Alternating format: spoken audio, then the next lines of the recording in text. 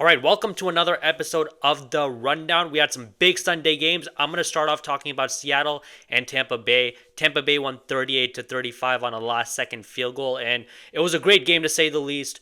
A little slow in the first half. It really felt like both teams, both their offenses needed time to get a little loose. Seattle had some mistakes in the first half. They had a fumble, they had a missed field goal, but I think after the first half, the second half is when things started to get rolling for both teams. There weren't really many punts, and Baker and Sam Darnold, they were looking like Tom Brady and Peyton Manning, just going back and forth and just having a duel off. Obviously, both teams, they had some injuries. Seattle had injuries with Devin Weatherspoon and Julian Love not playing. They also had some injuries in the game. Derek Hall went out in the first quarter.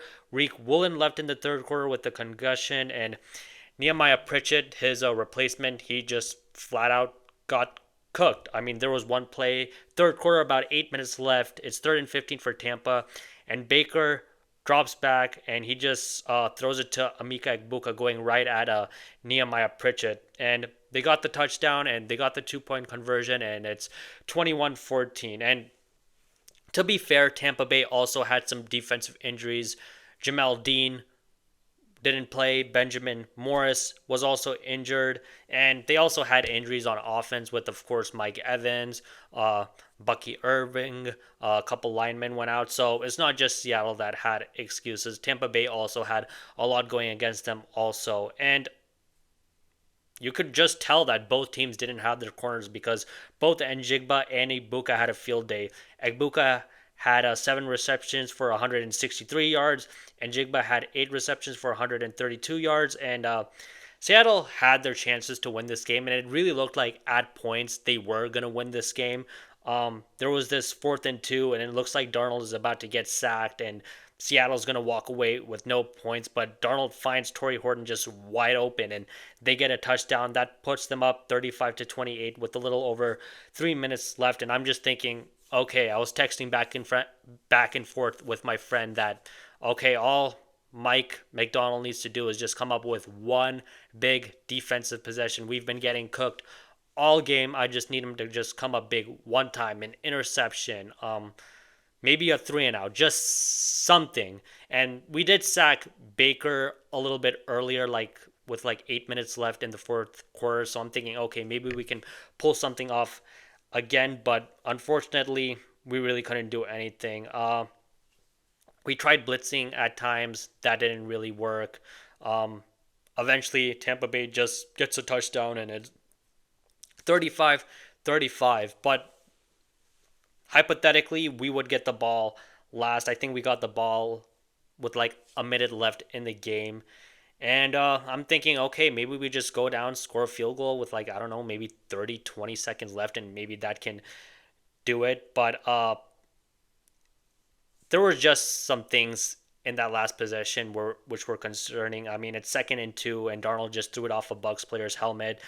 And Lamonte David, he just picked it off, and that was pretty much game over. And he also had Torrey Horton wide open that he missed, and Darnold said that. And yeah, Tampa Bay just kicked a game-winning field goal, and that was that. And I really can't excoriate Darnold for that play because other than that, he played pretty flawlessly. Sometimes things happen. Sometimes you just throw an interception, and that was just a weird interception. He said that he didn't set the protection right. Pre-snap, I guess he didn't do what he needed to do. It was unfortunate, but when you play flawlessly like that, pretty much, other than one bad play, I can't just go, oh my God, what the heck? I mean, it kind of was a little bit reminiscent of Geno. I mean, Darnold has been better than Geno. I mean, he's playing way, way better. He was awesome in Minnesota, and he's been playing really well this season. But it kind of reminded me of Geno, where like we would have a chance, Seattle would have a chance to win the game with just a last second drive, and more often than not, Geno would just throw a pick, and it would be the receiver's fault or somebody's fault, and that would be game over. And I was just really, really hoping that we could get this win because, like I've said, in the Mike McDonald era, we really haven't had wins over true playoff teams when they're really, really good. I guess Pittsburgh so far is our only win against a real playoff team because it looks like Pittsburgh is going to win their division. based on how it's going and all the chaos that's going on there. And this would have been like a perfect opportunity, but we just couldn't get the job done. We couldn't get to Baker whatsoever. He really didn't face much pressure. And at the end of the day, Tampa Bay played mistake free football and Seattle didn't. And I've said this a whole bunch.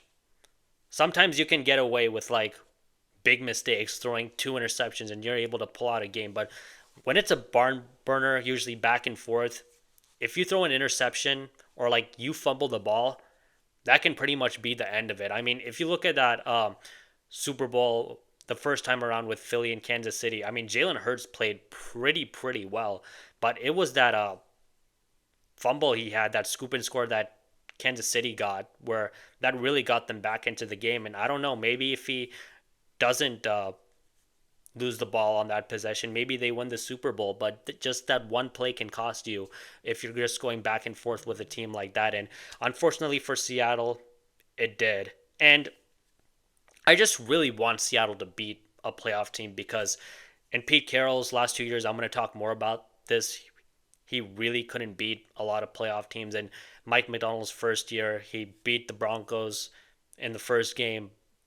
Bo Nix's first career start, and he beat the Rams when they were playing their second stringers because they had the playoff seed locked up. So I'm just waiting for that one signature win, and unfortunately, Seattle has not had it yet. And Seattle is 4-8 at Lumen Field, which is crazy. I don't understand how we can be so bad at home. I think over the past 5 years, we're like 17-20. That's unacceptable. I mean, if you want to be a good team, you just need to win at home. I mean, those games are just supposed to be like much easier when you're going out on the road.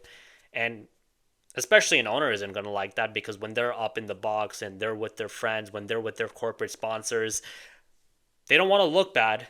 And right now, it's not looking good. I mean, I'm still a believer in Mike McDonald. He's shown me some good things. I mean, that last game was just unfortunate, but sometimes it is what it is. I'm just hoping that we can beat a true playoff team. And next week, we're going to face Jacksonville, and I think that's a must win because if Seattle doesn't win that game and they go 3-3, I think that's it for the playoffs hope because the Goliath that is the NFC West, we just can't afford to keep losing too many of like games we're supposed to win. We should have won against Tampa and we should have won against the 49ers when they had like injuries in the game also.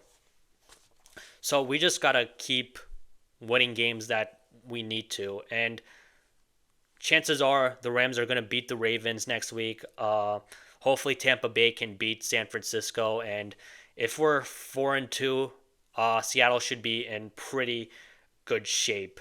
But if not, I think the season is absolutely over. And I don't think Jacksonville is as good as their record is. I know Bill Parcells says you're as good as your record is. I don't think Jacksonville is as good as their record is. I don't think they're really all that a good a team, especially on offense with Trevor Lawrence and how he's playing the quarterback position. So we'll see what happens next week. Hopefully we can bounce back, and hopefully as the season goes along, Seattle can finally beat some playoff teams and we can hopefully make the playoffs because we're right in it. Now I want to talk about Denver and Philadelphia. The Eagles, they finally started throwing the ball, but despite that, the offense still didn't really look that good. Philly scored 10 points in the first half, and I'm thinking, okay, 10 points against one of the league's best defenses, not too shabby. Maybe in the second half they can turn things around. Denver is honestly kind of looking disappointing, particularly Bo Nix. Second quarter, and they were at Philly's 34, and Nix overthrew Sherfield for what would have been a walk-in touchdown, and he also took a huge sack that put him out of field goal range. And I'm just thinking, geez, is this going to be another disappointing Bo Nix game where he just doesn't get it done when it matters the most, and he's just going to have an up-and-down game? And Philly scored on their opening possession to put them up 17-3, and I'm thinking it's over. There's no way Denver can come back from that type of deficit. But then I forgot that Philly's offense, they tend to suck in the second half, kind of like they did against Tampa Bay, where they were only able to put up 7 points in the second half, and Tampa Bay scored 17 points or like 18 points in the second half. And if they didn't have such a big cushion that first half, they would have absolutely lost that game also. And if Baker doesn't throw that pick, who the hell knows what happens? Hurts also missed a huge throw to Brown late in the third quarter for what would have been a walk-in touchdown. I don't know whose fault it is. AJ Brown says that it's just a miss, but it just feels that AJ Brown wasn't running as hard as he needed to, and he just missed that throw from Jalen Hurts. I don't think that's a Jalen Hurts thing, but who knows? Maybe I'm wrong. I don't know what got into Denver, but their offense started to turn it around. It's third and 15 for Denver with about 8 minutes left in the fourth quarter, down 17-10, and Bo Nix makes a huge clutch throw to Sutton, and that's when things really started to turn around. Eventually, they got the touchdown, and for my surprise, they went for two. I thought it was ridiculous that they would go for two because I'm thinking, why just risk it? 2 pointers are hard to get, but I guess I should have put my faith in Sean Payton because they got the 2 point conversion and all of a sudden they're up 18-17. And even if they kicked the extra point, the momentum would have shifted in Denver's favor. But now getting that 2 point conversion, the momentum shifted even more in Denver's favor. And crazy enough, it was the first 2 point conversion and like go ahead 2 point conversion in 298 regular season and playoff games in Sean Payton's career. So that's crazy, but it came up when it absolutely mattered. So kudos to him. And then after that Eagles punt, the Broncos get a field goal and they're up 21-17. The Eagles had a chance to win the game at the end, but they just got screwed by a missed PI call that would have put them in the red zone. But honestly, I don't really care. I mean, Philly should not have been in that position. And another reason why they shouldn't have been in that position is because the Eagles had so many penalties that were wiped away.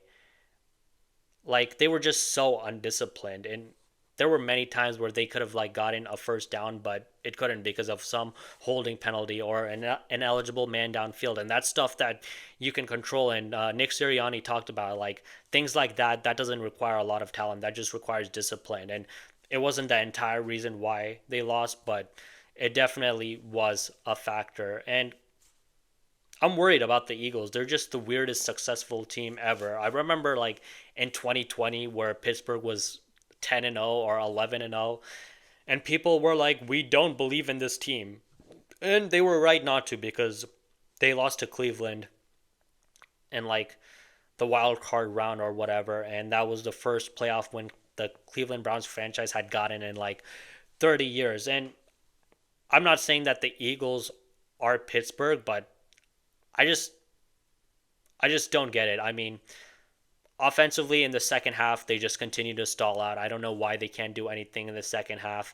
Saquon Barkley was actually running the ball pretty well. He had like 6 rushes for like 30 yards, but they just decided to keep throwing the ball, and I don't know if that was a concerted effort to just try and get the passing game going and like I guess try and shut up AJ Brown and Devontae Smith to a degree, even though AJ Brown didn't exactly have a big night. Um, I think the chickens are just gonna come home to roost, and I just don't think that Philly has an offensive identity. They can't run the ball as well as they used to, and their passing game, even though it was like explosive this time around, they still weren't able to generate any points really other than that first possession in the third quarter. No tush push, also weird enough. I was looking for the Philadelphia Eagles patented tush push, but they didn't do it that game, or at least I didn't really notice it whatsoever. And last year was also a little bit weird. You can point to that for Philadelphia, but Saquon Barkley was running the hell out of the ball, and he's not running the hell out of the ball this time around. He's just not the same. And there was a stat that when running backs have 2,000-yard seasons, they tend to fall off after that next season, and maybe that's happening with Saquon Barkley after the workload he had in the 2024 season. And the offensive coordinator, Kevin Patullo, the jury is out on him. Like I said before, it doesn't seem they have an identity on offense, and the offense just isn't imaginative. people are talking about how the route running by AJ Brown is just so basic. Like it's kind of like a high school offense, and that anyone can dissect that and figure it out. And corners are just sitting on those routes, so it's not looking good. And when they didn't have a good offensive coordinator in Brian Johnson in 2023, it fell off a cliff. And they started off like 10-1, 10-2, and then they just took a nosedive. And I'm afraid they may take a nosedive this season also because they don't have Saquon Barkley running for like a whole bunch of yards to save them. And when you just don't have an explosive offense and you don't have a great running game, it's going to be very hard to win in the NFL. And I just think that the Eagles, they're going to have some losing streaks. And I don't know if they can like keep this up where they can just win games. Two of their next three games are against the Giants. They should be able to win both. If they lose once against the Giants, that's going to be very, very concerning. I know I've talked a million times about how divisional games can be weird, but still, it's a rookie quarterback. They don't have Malik Neighbors. They just lost to New Orleans. They do have like Minnesota in a couple weeks. That should be a harder game. I don't know if JJ McCarthy is going to play or not, but Darnold played pretty decently against the Browns. So I don't know what's going to go on with that game. And Brian Flores is a great defensive coordinator, and he may have something cooked up for the Eagles. And who knows, maybe he'll be able to stymie their offense, and defensive coordinators after that game can kind of copy what Brian Flores is doing, and the Eagles offense will look even more worse because I just don't understand what the hell is going on with this team. I mean, Jalen Hurts is just not attacking down the field like he's done it in the past. I mean, this game and the Rams games aside, it's just not been going all that well. And then after that, their schedule gets really, really harder. They got Green Bay. Even though Green Bay has kind of sucked these past couple weeks, that's not easy. Then they got Detroit, not easy. Then they got Dallas. Dallas defense sucks, but I mean, they still have a pretty good offense. Then they got Chicago. Chicago has been up and down. We'll see how they do Monday night against the Commanders next week, but I still think they're pretty solid and they can do some things. And yeah, those four games we'll find out how good Philly really, really is. If they happen to go 3-1 during that stretch, I may be willing to say I was wrong. Philly's actually a good team, but I just don't know if they're going to be able to figure it out this year. And I think they may be a little bit cooked, even though they have a pretty good chance of winning the division. But the Commanders, they're creeping up right on them. So we shall see what happens. I'm going to continue watching Philly and see if they can somehow fix their offense, but I'm very skeptical, excuse me. Now I want to talk about New England and Buffalo. New England wins 23-20 in a surprise. I thought that New England had a pretty good chance of winning this game, but I still, in my gut, I just thought Buffalo would be able to win it, especially since they were at home. But New England, they pulled it off, man, and it just shows what a great coach Mike Vrabel is. It was pretty sloppy in the first half. I mean, both teams just decided that they wanted to trade fumbles. All my years in watching football, I've never seen anything quite like that. You've seen teams be careless with the ball and fumble, but to just go back and forth and just keep fumbling the ball, both teams, that's weird. I mean, there has to be some stat on that rarely ever happens. And that's just how it was in the first half. Nobody could really get anything going offensively. Diggs had a crucial drop on a 3rd and 3, and Allen got sacked on a 3rd and 3 in the second quarter. Bills, when they got the ball in the third quarter, you could just really tell that they were being really, really methodical, and they were just trying to move the chains and not focus on just making the big play too much. And Allen was just sitting back in the pocket, just dissecting the defense. And they got a touchdown to go up 10-6. But then the Patriots come down. They get a touchdown to go up 13-10.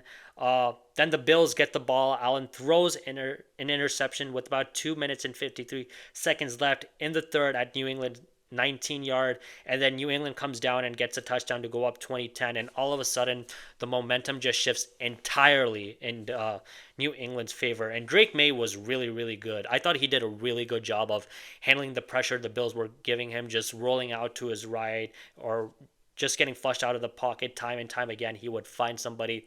It was mostly Diggs, and Diggs was really, really amazing this game. And you could just tell that he had it out against his former team. And he even said that this one was personal for him and that he loved all the Bills players, but he loves football more, and he definitely got his get back, even though I don't understand what he's exactly complaining about because the Bills paid him and he just wanted out because he felt like he wasn't getting the ball enough. So, nonetheless, played really, really well. The Patriots defense, on the other hand, was just really, really sloppy with some dumb penalties. With about 11 minutes left in the fourth, they had two back-to-back unnecessary roughness penalties, which I'm sure drove Mike Vrabel insane. And you could just see on his face, he's thinking just, what the hell is this? I don't understand how back-to-back you could get roughness penalties, but they did, and they just gifted the Bills 30 yards, and the Bills were able to cut the lead down 20-17. And luckily, New England was able to get a field goal that pretty much ended the game. But nonetheless, really, really bad penalties. I mean, I think there was a stat that like Buffalo at some point they had like 25 yards more of penalties than Buffalo did, or 30 yards more. But just those 30-yard penalties by New England, it really screwed up some things, and I'm sure Mike Vrabel will get that fixed, but it's easier to fix those things when you're coming off a win. And it looks like there's some new competition in the AFC East, and I may be going out on a limb, but I think the Patriots are going to be a problem to deal with for the Buffalo Bills. I thought the Bills would be the new Patriots in the AFC East, not in terms of them winning multiple Super Bowls, but just in terms of them having command over the AFC East. Because during those Belichick Brady years, there really wasn't any competition whatsoever in the AFC East. Other than a couple of Jets years with Rex Ryan, other than that, the Jets sucked, the Dolphins sucked, and the other team that I can't remember off the top of my head, they also sucked. So, the Patriots, they're going to give the Bills problems, and it looks like they've found their franchise quarterback. They have their head coach after firing Gerard Mayo after a year. And I think when the Bills and the Patriots go head to head in the coming years, it's going to be a good game for the most part. I'm not sure if the Patriots can make the playoffs this year, but I think in the next year or two, they can absolutely make the playoffs. And just going back to Drake May, the fact he was able to handle pressure so well is great, because there are just experienced quarterbacks who can't handle pressure all that well. I mean, there was Derek Carr. When Derek Carr got pressured, the book on him was when you get him pressured and when you get him rattled and when you get him off his spot, he's a lot easier to cover. And with Drake May, when you got him off his spot, he was able to make throw after throw after throw down to the sideline. So as long as they build a good O-line around him, and they just surround him with more talent, I think the Patriots should be in pretty good shape in the coming years. Now I want to talk about Washington and the Chargers game. Washington surprisingly won 27-10. I was dead wrong about this one. I thought Washington would be screwed losing their top two wide receivers, but it turns out that the Chargers were even more screwed than the Commanders. At the beginning, when the Chargers went up 10-0, I was thinking, yeah, this game is probably over. The Washington's offense, they look out of sorts. It doesn't seem like they can get anything going. Receivers look covered. It looks like, at best, all they can do is run the ball, and they're not going to be able to throw the ball down the field or get anything going in the passing game. But I don't know. Something absolutely switched. And up 10-0, Quentin Johnson, he just fumbles, and that leads to a Commanders touchdown, and all of a sudden it's 10-7. And this is when the game really, really swung. It's the end of the second quarter. Chargers are up 10-7. It's 4th and 15 for the Commanders. They have to punt, but then they get a roughing the kicker penalty, and then all of a sudden the Commanders have the ball, and then Daniels throws a bomb to Luke McCaffrey. That gets them into field goal range, and all of a sudden it's 10-10 at the half, and the game is tied. And the Chargers can't do anything in the third quarter. They can't get any offense going whatsoever, and the Commanders go up 20-10. The Chargers, they had their chance of making it an interesting game, though. The Commanders fumble late in the third quarter. Chargers get the ball beginning of the fourth quarter. They have a chance to cut it down to 3, and at that point, they were finally able to get their offense going after not being able to do anything prior to that. They get it to Washington's 4-yard line, and Herbert, he just threw an interception, and I have no idea what the hell he saw there. He just threw it into like double coverage, and that pretty much ended any hopes of them winning the game. And the Chargers, they were kind of screwed when it came to the trenches. Not kind of screwed, they were massively screwed when it came to the trenches. We all know Rashawn Slater, he's out for the rest of the season. Joe Alt couldn't play. Mekhi Becton could only play 38 snaps due to a hand injury. And when 3 O linemen are out, it's pretty hard to succeed that way. We've all seen what happened with the Chiefs in the Super Bowl when they didn't have O linemen. They got absolutely pummeled. It happened against Philadelphia last year, and it happened against Tampa Bay 5 years ago. And Herbert was pressured on 38% of his dropbacks. He's a mobile guy, but it's hard for a QB to succeed under those circumstances. And the Chargers, they've just been so sloppy these past 2 weeks. They had 14 penalties against the Giants. They had 10 this week. They also had some miscommunications on offense. There was one play where Tyler Conklin just didn't come on the field until very, very late. And for the most part, they were just playing with 10 guys. And I'm kind of losing faith in this team. Without their O linemen, they can't go very, very far. It's not a guarantee that they're going to win against the Dolphins next week. I don't know if Joe Alt's going to come back. I don't know how Mekhi Becton is going to look, even if he does play. Defense also hasn't been that impressive. I mean, those first 3 weeks, it looks like Jesse Minter was really, really cooking with his defense, but so far he's been the one that's been getting cooked. And even though the Chargers offensively couldn't do much, defensively they still should have done a better job, considering the fact that the Commanders didn't have their top 2 wide receivers, and they were also just running roughshod over the Chargers. Although, to be fair, the Chargers offense, they had that fumble that I talked about, and they just had some other dumb mistakes. So I can easily see them losing a few games in the next 3 to 6 weeks. I don't know if they can win against the Dolphins, and they still have to play the Chiefs another time. They still got to play the Broncos another time, and they got some other games on their schedule, and I don't know.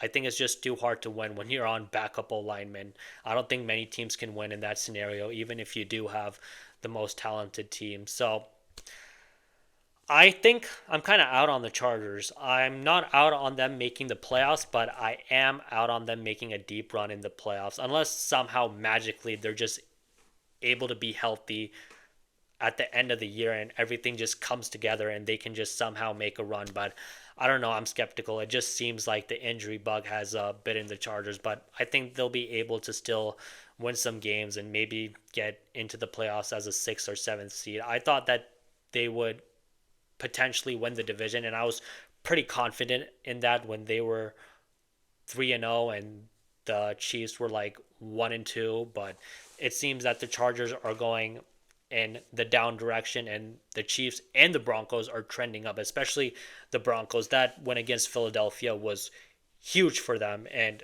it may carry over to the rest of the season. And the Chiefs, I'll talk about this a little bit later, but I think they're going to beat the Jags, and I think once Rashee Rice comes back, they'll be in pretty good shape. They have a pretty good defense, and it seems like they're getting healthier at the right time, and the Chargers are just not getting healthy at the right time. The Commanders, on the other hand, I'm really, really impressed with them. It's good that they were able to get out a win without their top 2 wide receivers.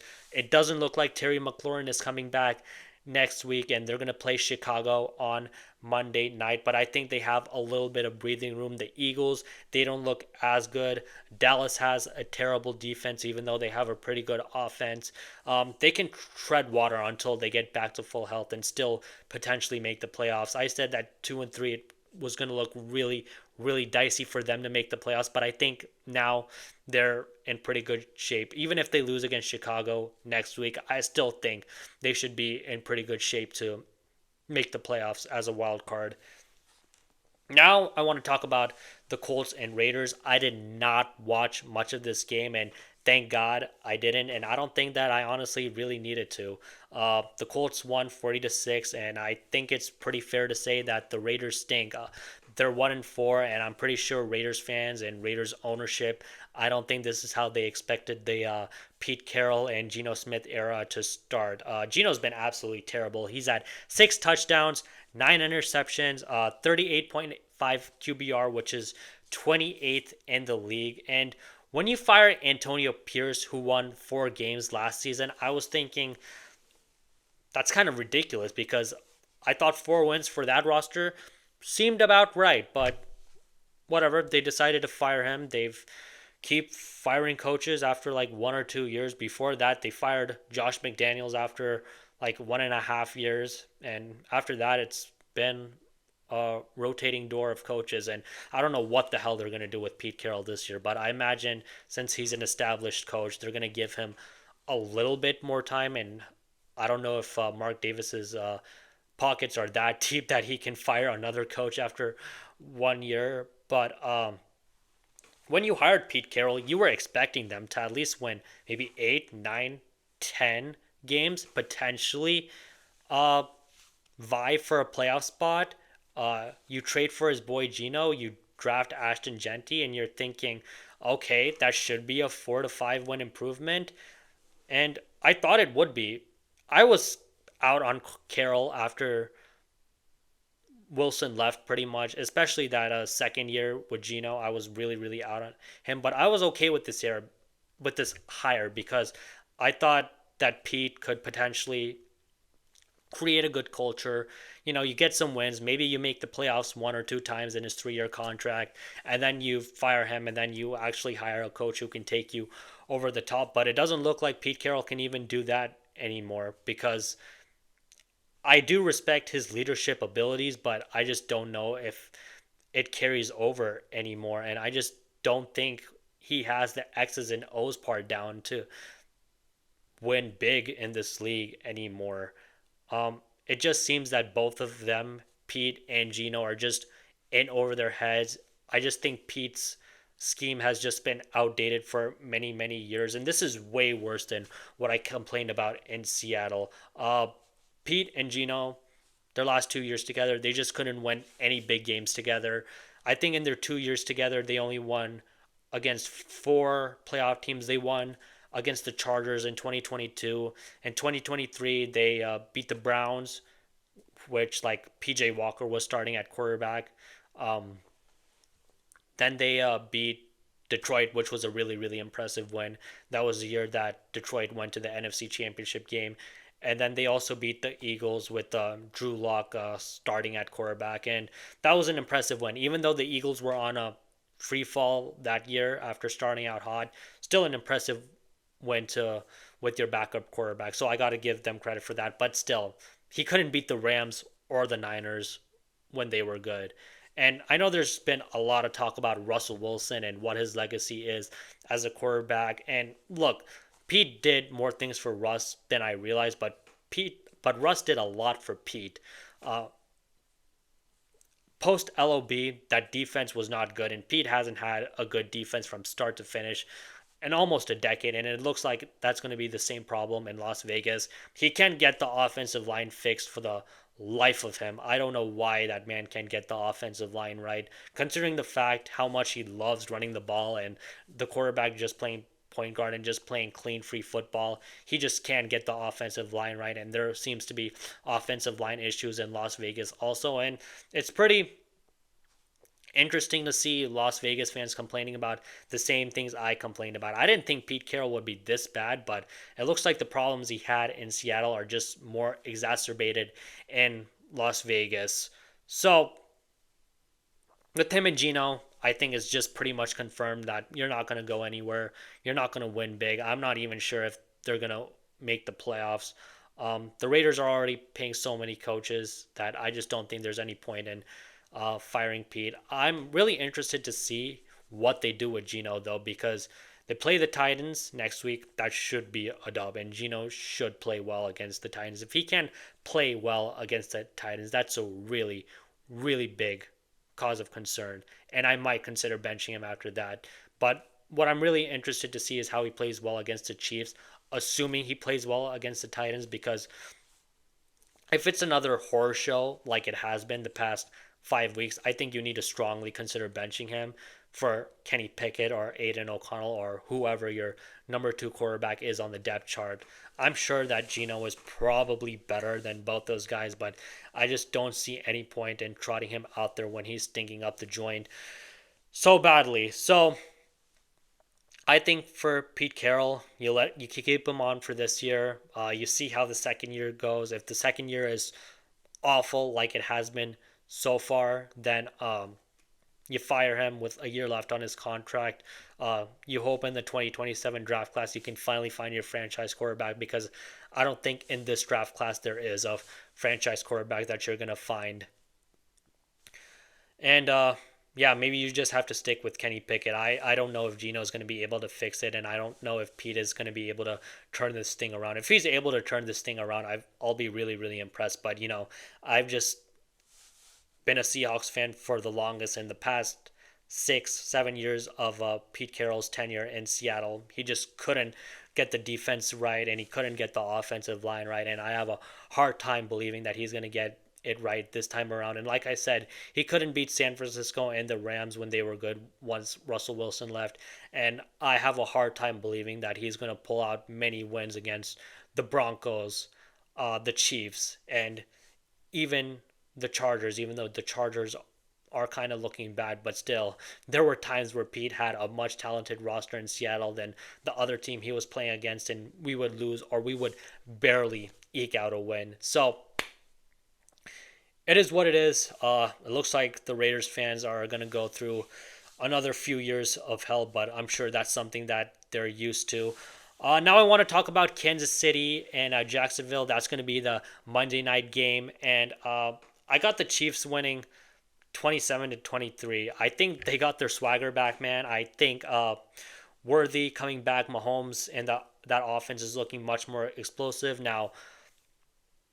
They looked good against Baltimore, and a lot of people can point to their defense being trash, which it is. Jacksonville's defense is much, much better than Baltimore, but I still think the Chiefs are going to look pretty good against that defense, and I think that they'll still have explosive plays.